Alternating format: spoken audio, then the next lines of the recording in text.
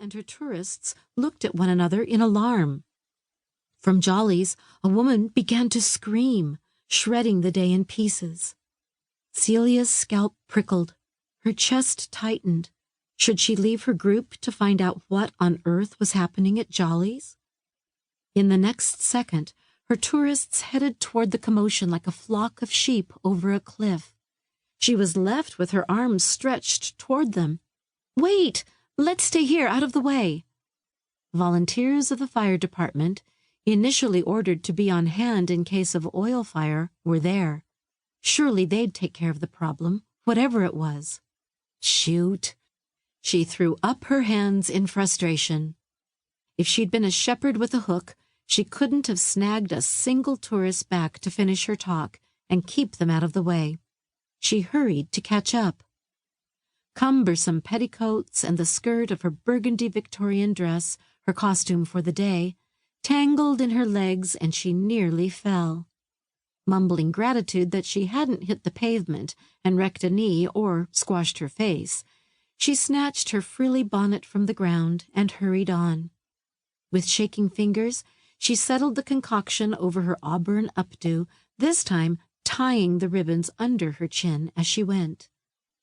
Short of breath, as much from concern as from the run, Celia reached the gas station located on the corner where Main Street met the highway.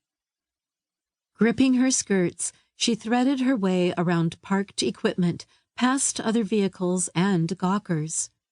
2 or 3 men Celia recognized as local volunteer firemen gently eased Jolly away from the front bumper of an older tan Oldsmobile sedan, his wife Adele's car. A wailing Adele was being held in the arms of a concerned citizen who was having little luck consoling the overwrought woman. Others knelt over Jolly, checking him for injuries. One of them said, "Plenty bunked up, but looked like he'll be okay. Take it easy, Jolly. Ambulance is coming."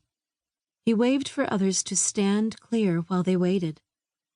Construction workers in hard hats and day-glow orange vests, backdropped by a large mound of broken cement, dirt, and a long, rusted fuel tank, stood guard over a gaping hole a few yards from the service station office, one yelling for a tarp to cover this until the cops get here. When a teenager ran to look, they waved him away. Celia grabbed the arm of a fireman walking by. A tide of questions spilled from her.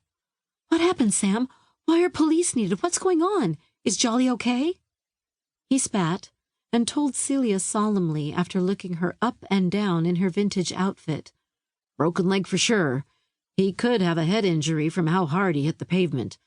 Paramedics will know if he's got other injuries, but looks like he ain't killed like she says." He nodded toward the sobbing Adele. "Good thing she finally hit the brakes, or he would be dead."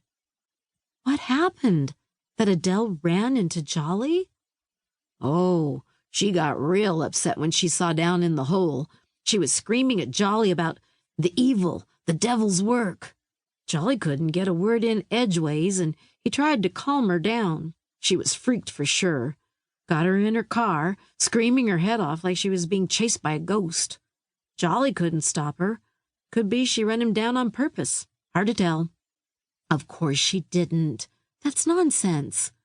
Celia looked toward the men surrounding the dig and asked again, "For crying out loud, what did they find?" The underground tank had been there for ages. She couldn't imagine what could cause such a stir. Sam shook his head. "Ain't supposed to say and get folks riled up any worse. Sure wish Jolly's wife would stop crying. That just unnerves folks more." "This is hard for her," Celia admonished grimly. "She'll come around, be okay in a bit."